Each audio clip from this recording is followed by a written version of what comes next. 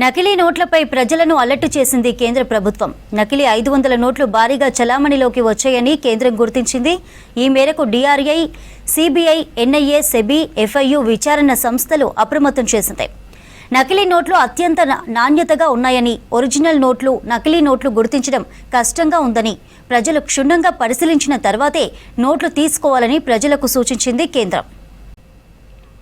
నకిలీ నోట్లపై ప్రజలను అలర్ట్ చేసింది కేంద్ర ప్రభుత్వం. నకిలీ 500 నోట్లు భారీగా చలామణిలోకి వచ్చాయని కేంద్రం గుర్తించింది. ఈ మేరకు DRI, CBI, NIA, SEBI, FIU విచారణ సంస్థలను అప్రమత్తం చేసింది.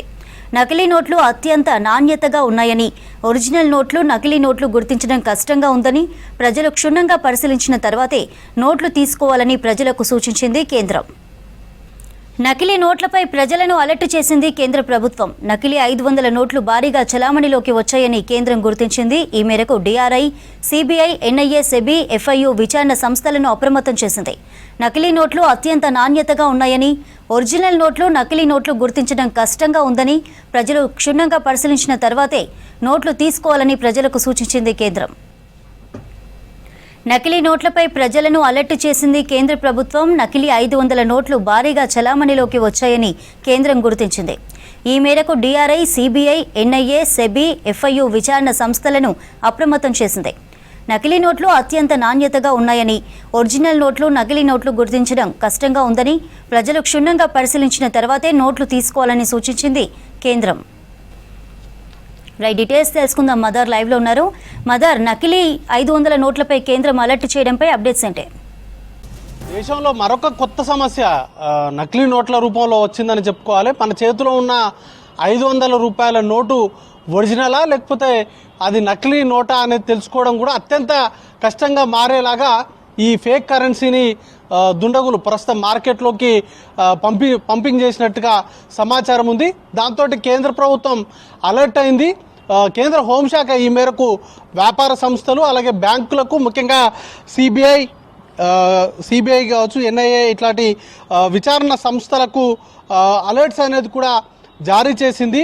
డిఆర్ఐ కావచ్చు, ఇట్లాంటి సంస్థలు ముఖ్యంగా ఈ ఫేక్ కరెన్సీకి సంబంధించి గుర్తించడం ఇప్పుడు ప్రస్తుతం అత్యంత సవాల్గా మారుకున్నటువంటి అంశంగా మనం చూడాల్సి ఉంటుంది. ఒరిజినల్ నోటుకి ఏమాత్రం తీసిపోని రీతిలో ఈ ఫేక్ కరెన్సీని తయారు చేసినట్టుగా తెలుస్తూ ఉంది. అత్యంత టెక్నాలజీని యూజ్ చేసి, ఇప్పుడున్నటువంటి అత్యాధునిక టెక్నాలజీని యూజ్ చేసుకొని నకిలీ నోట్లను ఒరిజినల్ నోట్లకు ధీటుగా తయారు చేసి వాటిని మార్కెట్లోకి విడుదల చేసినట్టుగా కేంద్ర ప్రభుత్వం అలర్ట్ అనేది కూడా జారీ చేసింది. గతంలో ఒరిజినల్ నోట్లను, ఫేక్ నోట్లను కనిపెట్టేందుకు కొన్ని చిహ్నాలు, అంటే ఒరిజినల్ నోట్లలో ఉండేటువంటి కొన్ని వాటిల్లో సింబల్స్ని ఉంచేవారు. వాటిని కాపీ కొట్టడం అసాధ్యంగా ఉండేది.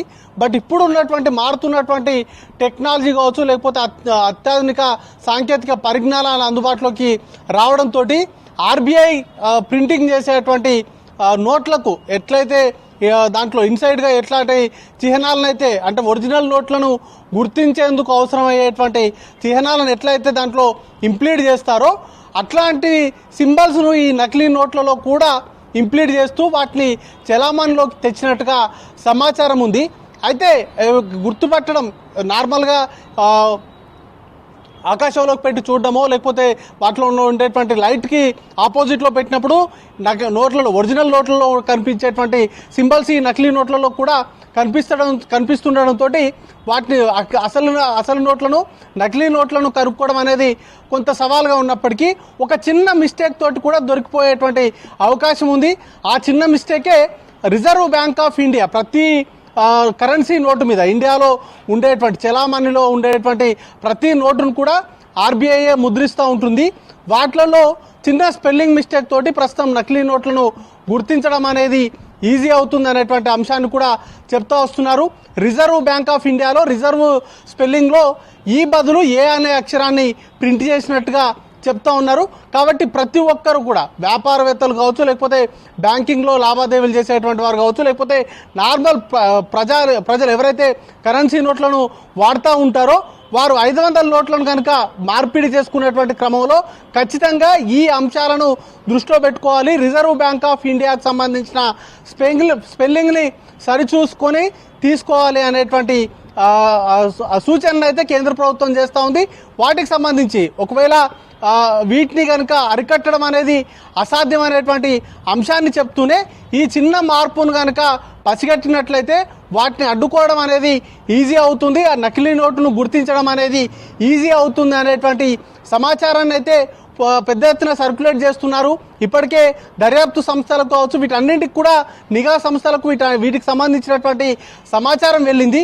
అయితే ఈ ఫైనాన్షియల్ టెర్రర్కి సంబంధించినటువంటి కేసెస్ని స్టడీ చేస్తున్నటువంటి వారు కావచ్చు, లేకపోతే వీటికి సంబంధించినటువంటి అంశాల్లో నిపుణులు కావచ్చు, చాలా కష్టమైనటువంటి అంశము. ఎంత మొత్తంలో ఈ 500 నోట్లు, ఫేక్ 500 నోట్లు చెలామణిలోకి వచ్చింది అనేది లెక్కించడం కానీ లేకపోతే అంచనా వేయడం అనేది అసాధ్యమైనప్పటికీ ఈ చిన్న తేడాతోటి మాత్రం వాటికి సంబంధించినటువంటి చెలామణిని ఆపేటువంటి అవకాశం ఉంటుంది. దాన్ని మాత్రం జాగ్రత్తగా చూసుకోవాల్సి ఉంటుంది అనేటువంటి అభిప్రాయాన్ని అయితే చాలా వరకు వ్యక్తం చేస్తున్నారు. అయితే ఇప్పటి వరకు ఆల్మోస్ట్ డిజిటల్ ఇండియా వచ్చిన తర్వాత మొత్తంగా ఆన్లైన్ ట్రాన్సాక్షన్స్ చాలా వరకు పెరిగిపోయినాయి.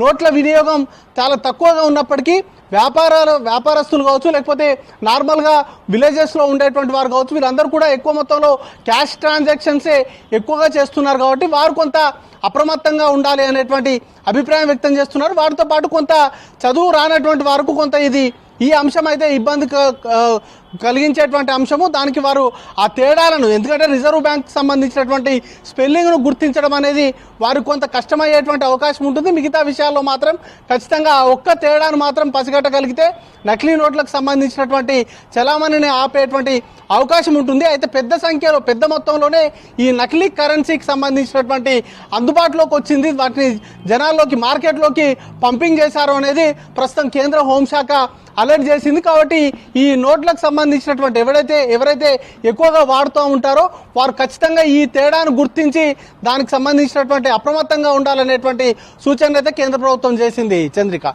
Thank you mother.